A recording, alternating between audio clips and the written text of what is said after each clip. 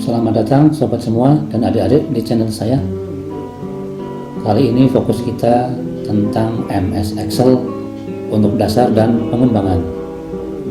Excel penting, Excel mudah, Excel bermanfaat. Selamat mengikuti. Nah, di video kali ini yang ke-11 nanti ada beberapa rumus yang terkait, salah satunya di dalam tugas akhir kalau ada yang membuat skripsi dan sebagainya harus berhadapan dengan grafik-grafik yang berdistribusi normal. Di video kali ini akan dikenalkan rumus yang menggunakan simbol dolar seperti ini untuk mengunci sel, ya. Nanti seperti apa fungsi selnya bisa diikuti.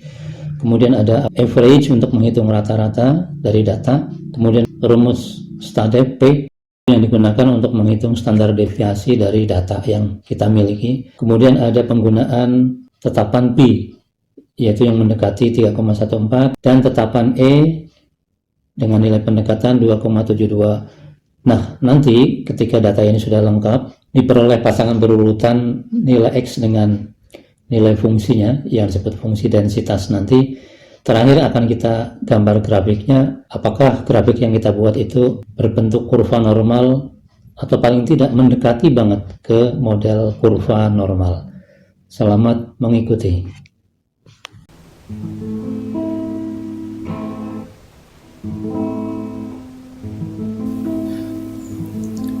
Kita akan mencoba melihat hubungan antara data dari satu populasi yang dikaitkan dengan bentuk grafik yang disebut dengan grafik dari fungsi densitas peluang atau fungsi kerapatan probabilitas.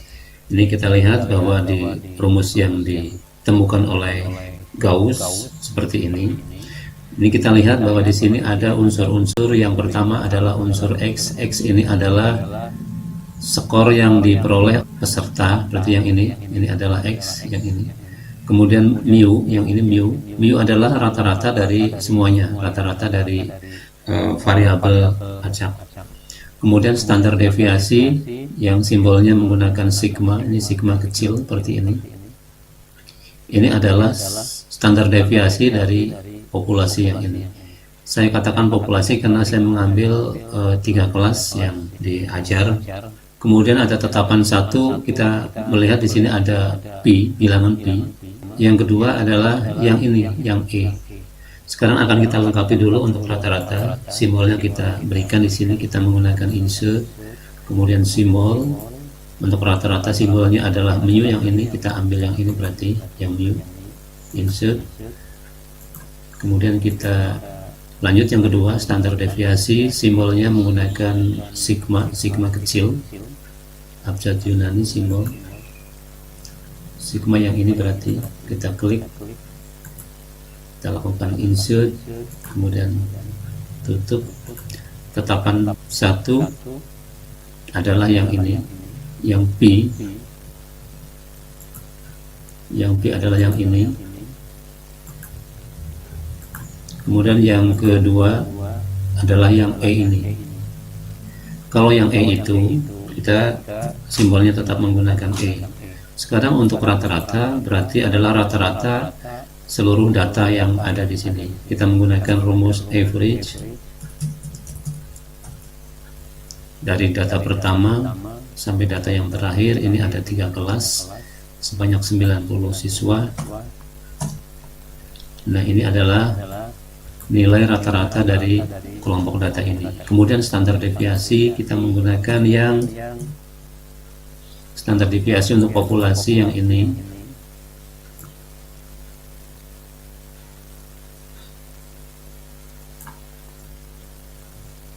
Jadi standar deviasinya adalah sekian. Nah, untuk tetapan yang pertama untuk P kita ambil pendekatan yang pernah dipelajari di SMP, yaitu 22/7. Dan nilainya adalah yang ini. Kemudian untuk bilangan E ini kita menggunakan rumus di Excel-nya adalah kita gunakan EXP. Nah, ini adalah bilangan E yang berpangkat. Oleh karena itu untuk mendapatkan E yang asli, ini pangkatnya adalah 1, kita ketikkan angka 1, kemudian kita kurung, kemudian kita enter. Nah, ini adalah bilangan E. Kalau kita biasa menyebutnya sebagai pendekatan dari 2,72. Ini kalau kita perpanjang banyaknya desimal, banyaknya angka di belakang koma, kita bisa melihat kira-kira seperti itu. Nah, ini adalah yang nanti semuanya akan masuk ke dalam rumus-rumus dari fungsi densitas peluang untuk keperluan menggambar grafiknya. Nah, sekarang untuk grafik fungsi yang ini berarti nanti adalah grafik yang diperoleh dengan cara menghubungkan setiap pasangan berurutan antara X-nya seperti yang ini dengan nilai Fx. Jadi kalau ini 48 berarti ini adalah F48 untuk semua unsurnya yang ada di sini, dan yang ininya 48. Nah, oleh karena itu kita persiapkan di sini ada kolom untuk nilai X dan ini kolom untuk nilai fungsinya yaitu Fx-nya. Sedangkan ini kita akan ambil sama dengan yang ini. Ini sampai dengan nilai yang terakhir nanti. Nah, sekarang untuk nilai Fx ini berarti adalah nilai fungsi dari X-nya 48. Nah, kita nanti akan mengambil satu nilai untuk X yang pertama, kemudian kita kopikan rumusnya ke bawah untuk semua nilai-nilai yang ada dalam populasi ini. Sekarang kita masuk ke dalam rumus. Ini sama dengan, kita lihat bahwa di sini nanti ada yang harus dikali dengan E berpangkat. Oleh karena itu kita akan mengawali dengan rumus yang ini dulu, karena ini semua akan dikali. Kita awali dengan kurung, kemudian ada atas bawah, ada atas bawah. Kalau begitu ini ada yang satu yang akan dibagi dengan yang bawahnya ini panjang, oleh karena itu perlu dikurung. Nah, bilangan ini adalah bilangan sigma. Kita mengambilnya dari yang ini, yang sigma. Kita klik yang ini. Sigmanya akan dikali dengan akar dari sebuah bentuk. Akar kita menggunakan rumus SQRT dari sebuah bentuk, yaitu 2 kali pi. Berarti 2 yang dikali dengan tetapan yang pertama, yang pi ini. Berarti 2 kali. Nah, kita klik yang ini. Kemudian kita kurung tutup untuk menunjukkan bahwa ini adalah akar dari yang ini, 2 kali pi. Kemudian yang ini tadi, kurung yang berwarna merah yang di depan I11 belum punya pasangan, kita kurung. Nah, ini adalah untuk yang bawah, penyebut dari yang ini. Sedangkan satunya sudah ada di atas, tapi untuk keseluruhan ini ada dalam kurung, berarti kita tambah kurungnya satu lagi. Sehingga sekarang dari kurung awal sampai yang terakhir ini adalah bentuk yang ini, nilai dari yang ini. Sekarang akan dikali dengan E berpangkat. Oleh karena itu kita kalikan dengan bentuk E berpangkat. Nah, E berpangkat tadi pada saat kita menentukan E berpangkat 1 ini berarti menggunakan rumus X. Atau mau ini boleh bilangan ini. Tapi kita menggunakan pakai X saja. Nah, ini adalah isi dari semuanya yang ini. Nah, oleh karena itu kita persiapkan untuk yang ini, kita menggunakan kurung besar dulu, yaitu kurung besarnya sudah ada, sudah siap. Kemudian ada di sini negatif 0,5, kita buat 0,5 saja, ada negatif 0,5, kemudian kita kurung, negatif 0,5-nya akan dikalikan dengan yang ini, akan dikalikan dengan bentuk yang ini. Bentuk yang ini adalah pecahan. Oleh karena itu kita siapkan untuk pembilangnya adalah X min mu. Nah, X nya kita ambil yang 48 yang ini, akan dikurangi dengan mu. Mu nya adalah tetapan untuk rata-rata, mu nya adalah rata-rata yang ini. Oleh karena itu kita klik yang ini.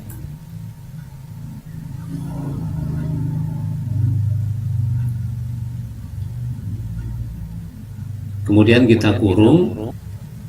Nah, yang ini akan dibagi dengan sigma, berarti kita klik yang ini. Kemudian kita tutup. Nah, karena di sini ada bentuk kuadrat dari bentuk yang ini, maka yang ini kita akan kalikan lagi. Kita copy dulu sampai di sini. Kita lakukan Ctrl C boleh. Kemudian ini akan dikali dengan bentuk yang tadi kita kopikan. Nah, seperti itu. Maka yang ini adalah bentuk yang sama dengan yang ini.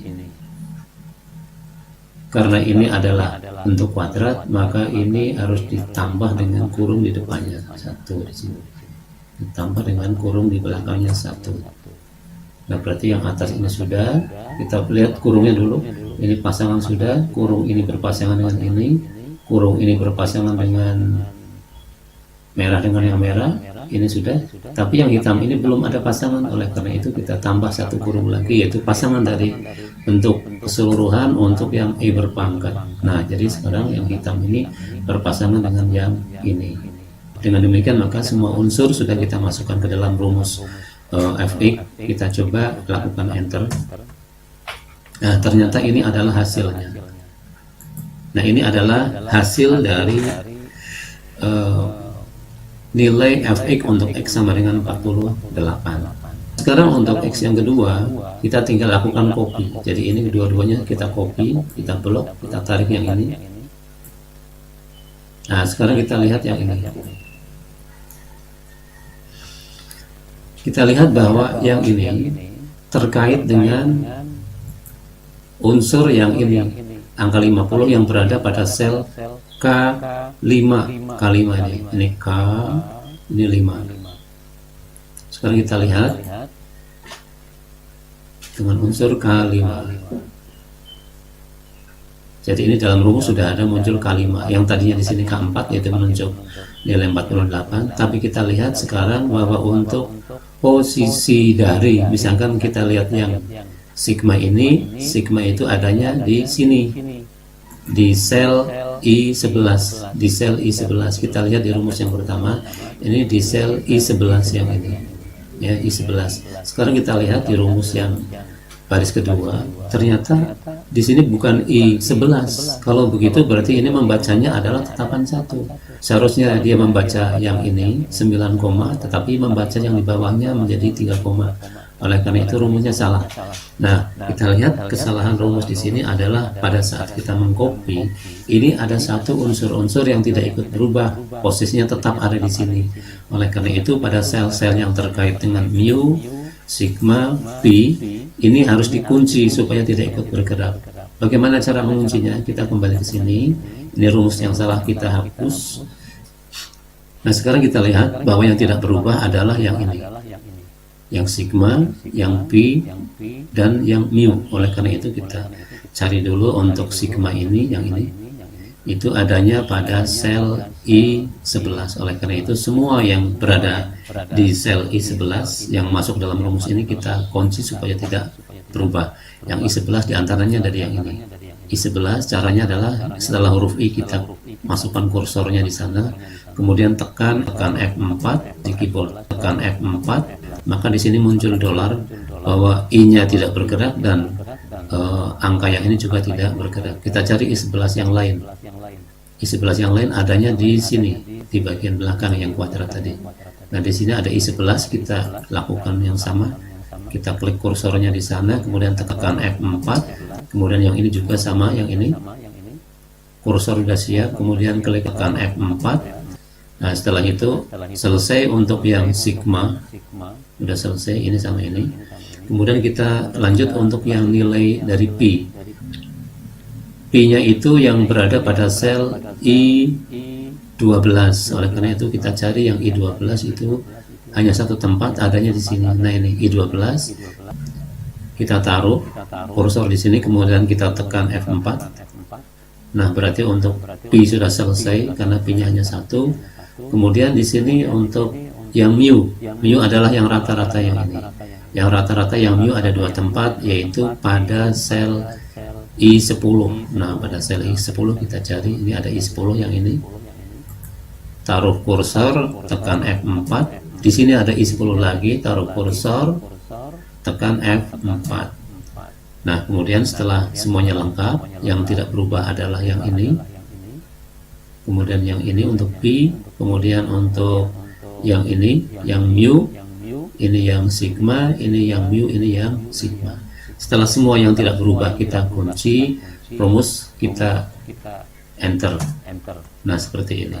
Nah, kita lihat sekarang bahwa semua yang tadi kita kerjakan ini sudah masuk. Nah, oleh karena itu barulah rumus ini bisa kita copy ke bawah, kita lihat. Nah, di sini kita lihat untuk yang X-nya 50. Yang X-nya 50 berarti kita lihat bahwa rumus yang baris berikutnya ini tetap melihat pada I11. I11 itu adalah tetap melihat pada standar deviasi yang ini. Yang ini tetap tidak berubah. Demikian pula untuk yang lain. Yang P juga tetap melihat pada yang ini, I12. Untuk yang mu-nya atau rata-ratanya tetap melihat pada sel I10 yang ini. Nah, yang ini tetap I10. Nah, yang berubah di sini adalah yang ini, yang semula dalam rumus ini adalah K4. Jadi K4-nya yang ini, yang keempat. Tapi pada rumus yang ini, sekarang kita lihat dia akan membacanya pada sel K5 ya. Jadi berubah, jadi X-nya ini sudah berubah menjadi K5 karena sekarang rumus ini akan melihat unsur X-nya bukan 48 lagi tapi adalah 50. Nah, dengan demikian maka rumus ini sudah benar. Maka sekarang yang ini bisa kita kopikan ke bawah, mengcopy posisi nilai X atau variabel acaknya, kemudian juga mengcopy nilai fungsi pasangan dari variabel acak X yang ini. Jadi yang ini adalah nilai untuk F50, yang ini adalah nilai untuk F48. Nah, sekarang untuk melengkapi semua, kita blok, kemudian kita tarik ke bawah sampai dengan siswa yang ke-90 yang ini. Ini berarti sudah lengkap. Nah, misalkan border akan kita lengkapi yang ini. Nah, sekarang kita lihat bagaimana grafik yang terjadi untuk fungsi densitas peluang yang bentuknya seperti ini pada data-data pasangan berurutan 48, sekian, 50, sekian, dan seterusnya sampai yang terakhir. Nah, kita akan mencoba kita pindahkan ke sheet yang baru supaya tempatnya agak leluasa. Ini kita copy, kemudian masuk ke sheet 2. Nah, yang ini sekarang untuk pasangan berurutan yang tadi sudah ada. Ini kita lihat bahwa ini adalah rumusnya, ini adalah berupa rumus semua. Oleh karena itu perlu diperhatikan pada saat kita mengcopy kemudian menempel atau mempaste, kita lakukan hal khusus yaitu agar rumus tidak terbawa, maka kita gunakan di sini kliknya klik kanan, menggunakan paste yang spesial yang ini. Kemudian kita klik value, kemudian OK. Yang terjadi adalah bahwa sekarang untuk nilai-nilai fx yang tadi ada rumusnya sekarang sudah tidak ada rumusnya. Jadi bilangan ini sudah bilangan yang berdiri sendiri. Nah, itu kira-kira pengaruh dari paste spesial atau paste spesial. Sekarang kita akan melihat grafiknya dengan cara kita blok pasangan ini sampai ke bawah.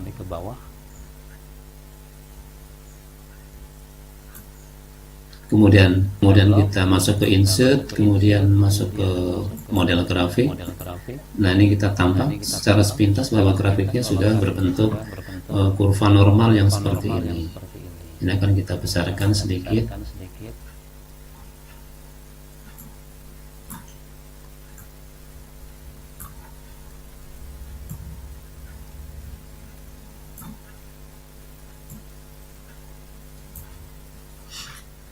Misalkan kita ganti bentuknya yang ini. Nah, yang seperti ini. Sekarang kita lihat sepintas grafik ini. Jadi tadi di sheet 1 kita lihat bahwa rata-ratanya itu sekitar 70 lebih ya, 70 lebih. Kita lihat di sini bahwa rata-ratanya memang berada di 70 lebih. Berarti puncaknya itu memang berada di rata-rata. Jadi kalau rumus yang ini nilai X-nya itu sama dengan rata-rata. Saya ulang. Rumus yang ini, jika nilai X-nya itu sama dengan rata-rata, berarti nilai ini akan jadi 0. Karena rata-rata dikurangi rata-rata jadi 0. Sehingga yang ini jadi 0. Ini E-nya menjadi E berpangkat 0 berarti 1. Sehingga pada pertengahan grafik yang nilainya sama dengan rata-rata atau mu, maka hanya akan memasukkan nilai yang ini. Nah, kira-kira berapa besar nilainya kalau X-nya itu bernilai rata-rata? Maka ini kita copy dulu, kita siapkan, misalkan kita buat copy paste, kita ambil bilangannya itu bilangan yang seperti ini. Nah, seperti itu. Ini berarti sama dengan rata-rata yang ini, ya. Jadi pada saat bilangan 70, berarti aslinya itu ada di sini, di sekitar inilah mungkin ya, sekitar ini. Tapi ini akan kita coba masukkan ke dalam rumus, berarti yang 70, sekian berarti sebagai X akan kita copy dulu, akan kita masukkan ke sini. Nah, seperti ini, masuk ke sini. Jadi ketika X-nya itu berupa nilai rata-rata atau pertengahan dari kurva normal ini, maka hasilnya adalah ini.